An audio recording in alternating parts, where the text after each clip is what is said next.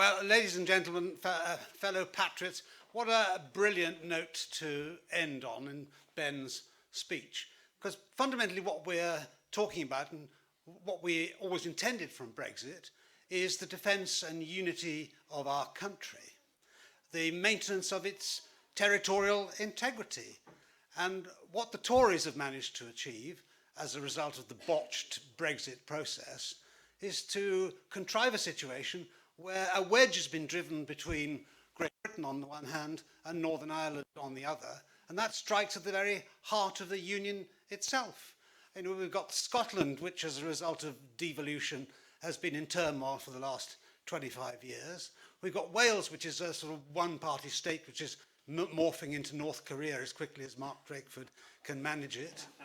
And we have Northern Ireland, where the unspoken aim of the European Union in Northern Ireland is to create an all-Irish republic. And the handmaidens of this, of course, are our current so-called Conservative government. We have a budget in a few days' time, and according to the legislation which is already on the statute book, our rate of corporation tax is going to rise from 18% to 25%. So assuming that that isn't interfered with in the meantime, we're going to find that the rate of corporation tax in Dublin is 12.5%. The rate of corporation tax just up the road in Belfast is 25%.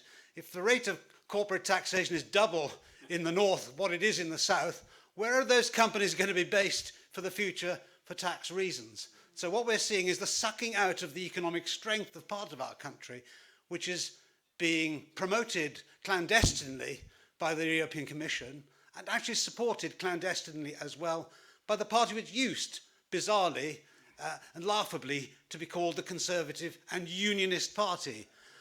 The Conservative Party have actually posed a greater threat to the union of our country than Sinn Féin ever did. We now have a cabinet of Fenians in Westminster and in Whitehall.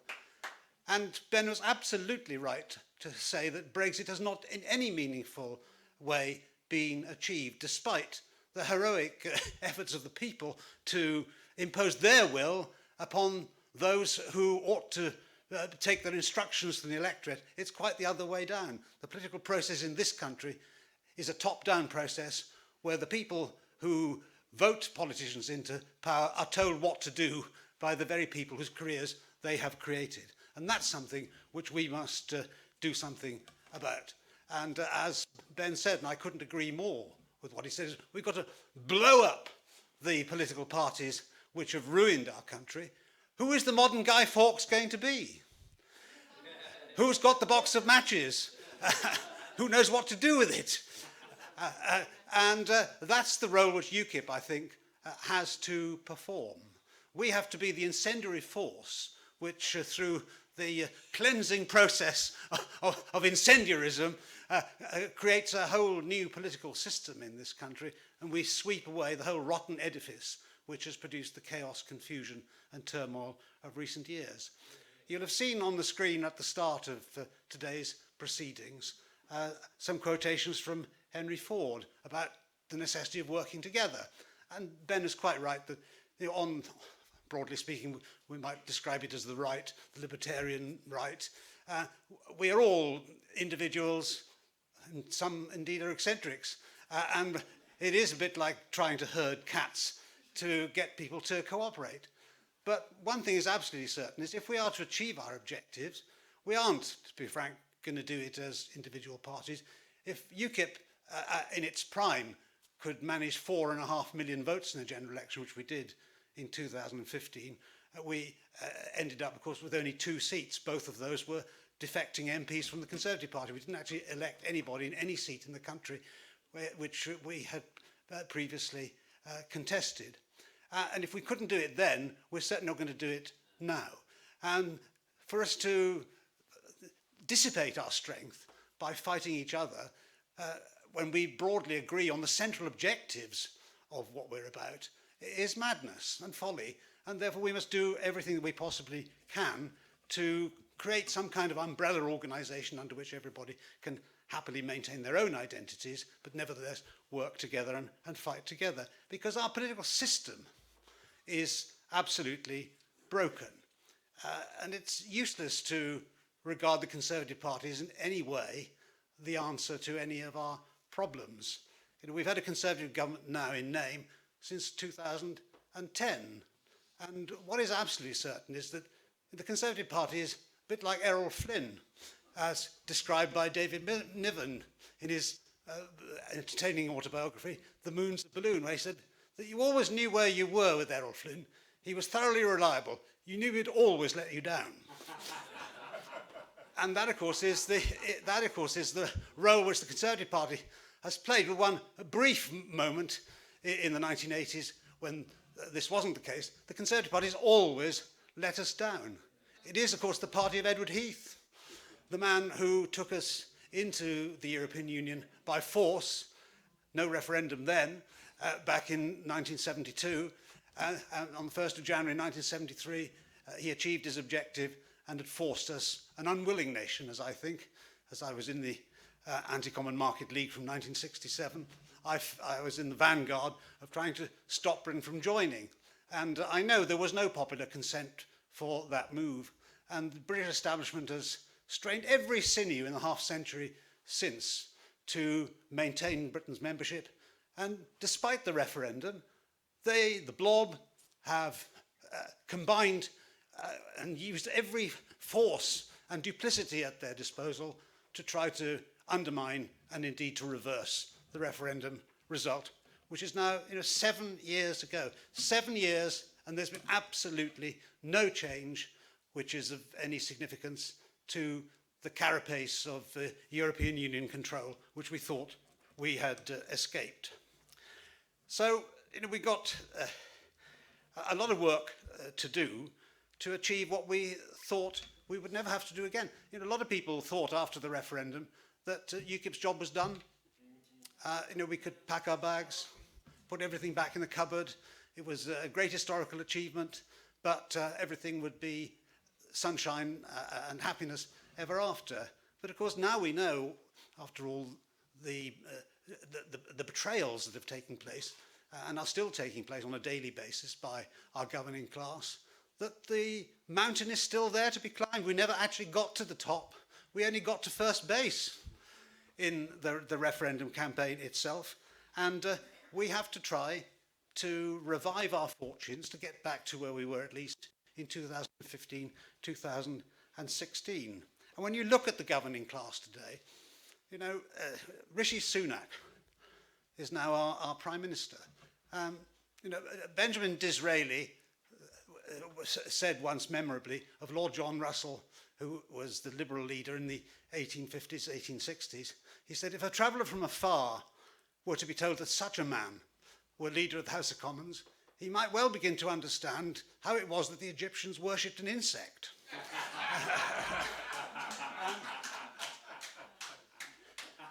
And I think that just about sums up our political class. They are fundamentally no more impressive than scarab beetles who derived their sustenance from eating dung. Except, as we know, rather than eating it, they're normally talking it. But our choice at the next election, in personal terms, was between Rishi Sunak and Keir Starmer. Whereas, in fact, the only difference between them is the depth of the suntan. And so, Brexit was supposed to be a revolution in our country's fortunes, but it hasn't. Boris Johnson grandly said before the 2019 general election that he had an oven-ready deal with the EU. Well, it may have been oven-ready, but the result has been that it's the UK's goose which has been cooked. And we have to provide a different recipe for this meal if we are to achieve the objectives which we set ourselves. But it's not just Brexit, of course. What we've seen is an unprecedented aggrandizement of the state in the last 10 years. Under this Conservative government, which is supposed to be the party of individual liberty, of small government and freedom, under this Conservative government, as a result of the COVID pandemic, so-called, it was a bad case of winter flu, as we know, then nevertheless, that was the excuse for unprecedented removal of the fundamental liberties in our daily lives. And the creation of the atmosphere of fear, which was a deliberate deception on the part of the government, as we now know from the disclosures in the Daily Telegraph in the last few days, we know that government is an institutionalised lying machine. I know, I was part of it once. I was a government minister. Bizarrely, I was even once a member of the European Union Council of Ministers. I've been in the belly of the beast and I've seen how it operates on the inside. What we have, of course, in these two leaders, Sunak and Starmer, we have a pair of vacuums operating within a void. And what they're both actually presiding over is the breakup of our country and the destruction of our fundamental liberties. It's incredible to me that in the dying years of my political career, unless the NHS is able to save me, that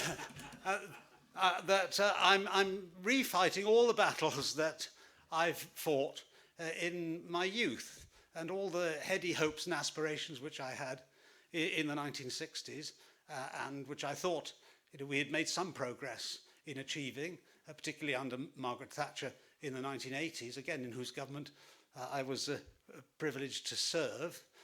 And yet we, after all the gains of those years, all the same mistakes were made, which we'd already had to correct, and we've now been remaking again.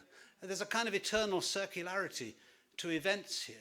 And the battle is never won. That's the lesson which I've learned as a result of all my years of experience. And every generation has to relearn the mistakes of the previous generation. So there's a permanent place for UKIP and its sort of sister organisations to refight all those battles. Ben eviscerated the so-called Northern Ireland Protocol, Windsor Framework Agreement. He's absolutely right. When Rishi Sunak had his little love-in with his Aunt Ursula in front of us all on television, which was reminiscent of that rather disgusting spectacle he made of himself pawing Emmanuel Macron. Do you remember when they had their little love-in about how relations with France had suddenly been transformed? What I've thought of Rishi Sunak when he was bigging up the agreement that he'd come to with the EU was that I saw him there waving a little piece of paper with "Peace with Honour" written upon it, because it was exactly the same kind of syndrome as we saw in 1938 in Munich, where a dictator gave his word to a document which was meaningless, but which was accepted by the recipient as being of world historical significance.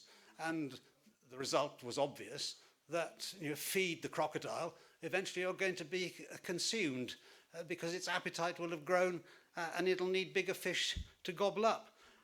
And what amazes me is the sheer naivety of our governing class today, that they could have thought that the European Union was ever going to give Britain any kind of deal which meant anything at all. The European Union is an organisation which is permanent, which is staffed by people who have jobs for life. They are there, whereas politicians come and go.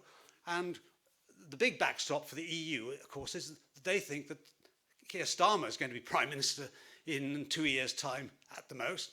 And even if a Conservative government were to be difficult, then they would simply delay things for as long as possible in order to get a Labour government, which would then sign up to everything and more. So we were never ever going to get anything from the EU by means of negotiation. In fact, the desire for negotiation is a part of the trap. As Ben said, if no deal Brexit is off the table, then no deal which you get is going to be worth the paper it's written on. So what we should have done on the protocol is to use the powers which the protocol itself contains to get what we want. Article 16. We just denounce the whole thing and plough our own furrow. And we have £100 billion a year trade deficit with the European Union. So if they want to introduce restrictions on trade between Britain and the rest of Europe, they will suffer much more than we will.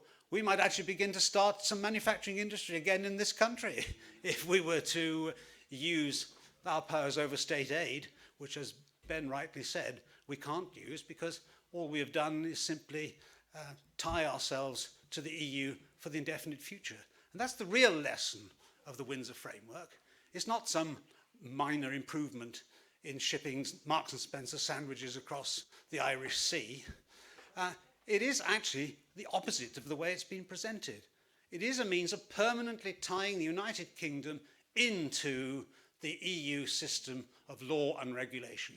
Because if we've always got to be looking at that mythical Northern Irish border and the prospect of terrorism reviving in Ulster, about which I know a bit because I was once the Northern Ireland whip, and I had a squad of men with submachine guns trying to protect me wherever I went.